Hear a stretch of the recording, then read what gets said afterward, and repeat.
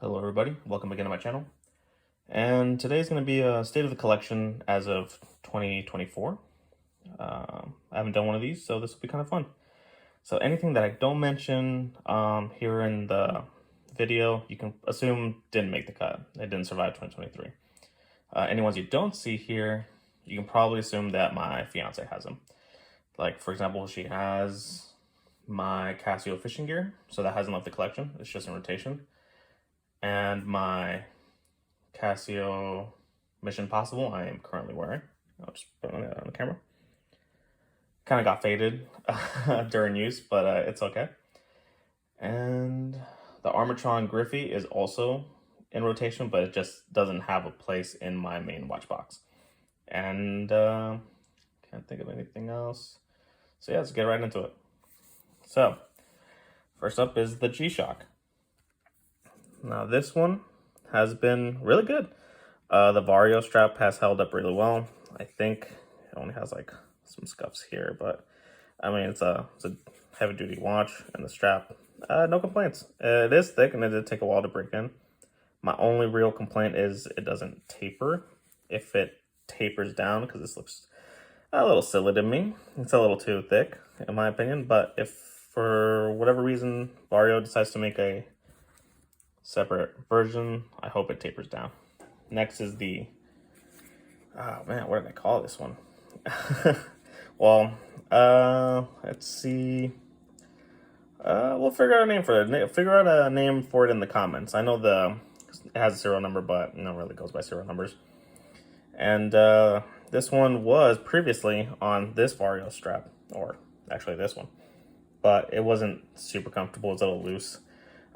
So now it's on the bun strap that the Royale used to be on.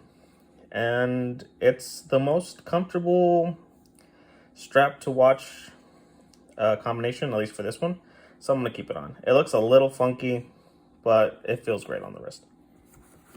Next is the World Time, or the Unisol.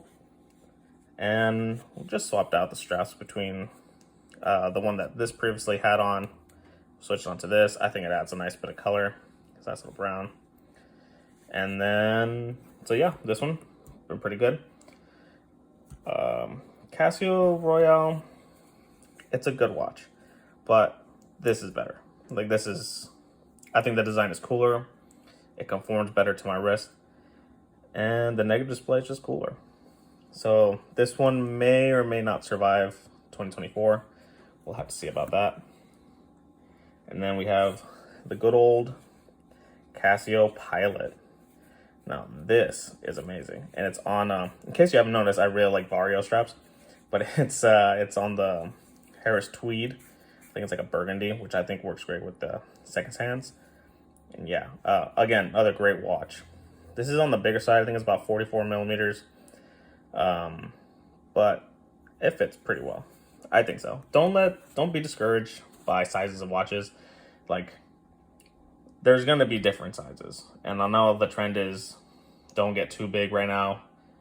I think the trend is mostly on like get smaller watches, but honestly, don't shy away from the bigger ones. They're just great. And new one to the collection is this integrated bracelet by, again, Casio's, from their Edif line. Same line as this. This one comes with a sapphire crystal, and I just wanted to try the integrated look for a bit, and this one was a pretty cheap offer. You can get them on Amazon for under $100. I think that's even including taxes. So not a bad deal.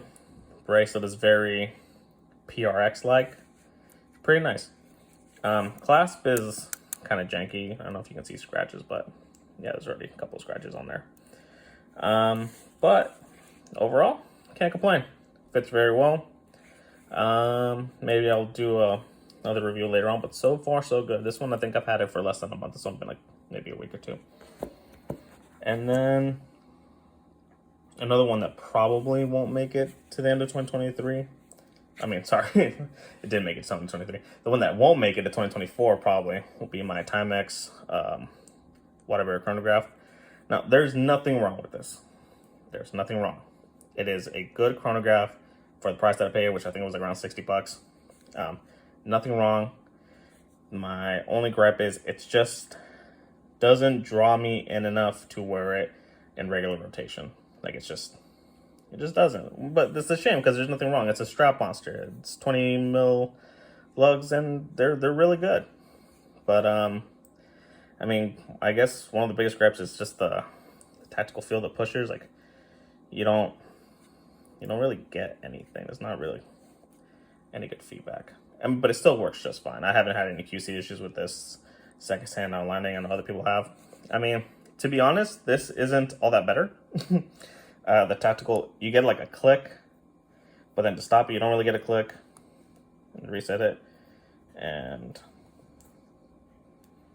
yeah, this works just as fine. This has some loom, not the greatest loom.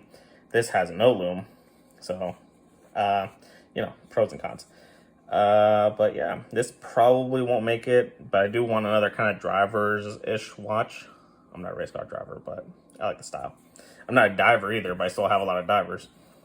The next one is this Bertucci Explorer. And basically, I just wanted to upgrade from my resin Bertucci. That Bertucci was fantastic. Nothing wrong with that Bertucci. I just wanted something with an Explorer dial. I got really into Explorers at some point. And it's been a pretty good one. It's aluminum. It's one of the lightest watches that I have, like, period. Like, on par with some of my plastic Casios. But yeah, this one is it's aluminum. It's a little on the thick side, especially given the leather strap it's on. It comes with its own NATO band, which actually came not as thick as the resin Bertucci. This one was actually pretty pliable, but still prefer it on here. And it looks tremendous. The crown is not screwed on, but it does provide water resistance of 100 meters, so pretty comfortable taking that out. But yeah, great watch. The only kind of gripe with it, honestly, now that I think about it, the loom is not that strong. It's good, but it's not that strong. I'd say it's like edifice level, which are not that good. This loom is better than this loom, surprisingly, but not by a lot. Next we have my divers, the core divers. My Citizen, still amazing, still ticking, no issues. Amazing bezel action. Honestly, still one of the best divers. If you want an SKX, I never had an SKX, but if you want one, I wouldn't pay $400 for them. You can get these for less than 200. Get it. It's amazing. And it's diver certified, so if you want the ISO, it's there. Can't speak about it enough. Fantastic. Next is the Seiko Arnie. Again, fantastic. Bezel action sounds so crisp. So great. One gripe. It does backplay a bit. Which is a shame. Because this costs more than this. But this, I argue, has better QC. But, I mean, it's just a classic. It was not this particular one, obviously, but the original one was on Arnie in the movie Predator. So if you're a movie buff, you know what's up. And then we have the Orient Kamasu. I know the Mako 3 just came out. I haven't had hands-on on that, but this is a really good one.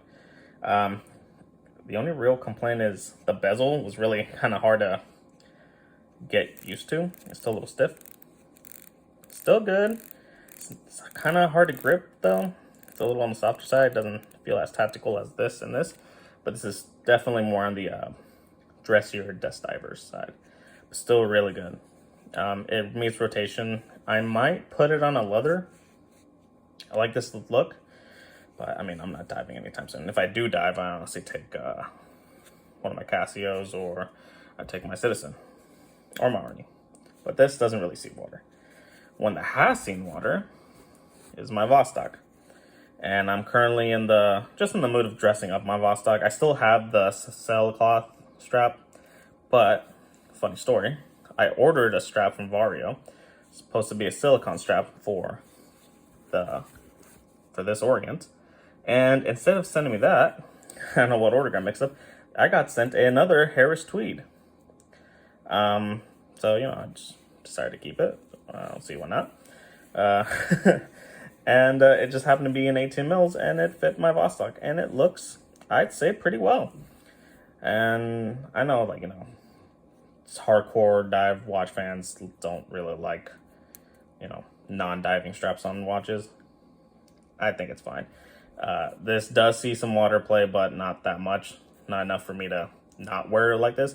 And honestly, it's very comfortable. This is very comfortable. I think it's like the black Harris tweed. Very nice. Probably am gonna get the leather strap from Vario as well. If you guys have any other recommendations other than Vario, I just really haven't experienced a strap better than Vario's. And I know this sounds promotional. I don't get paid by them at all. But it's just, as a fan, I really like their stuff. I haven't had any of their watches, but I will say their straps are pretty awesome. And that'll pretty much do it for this video. All right, I'll see you guys around. Maybe if not, we'll see.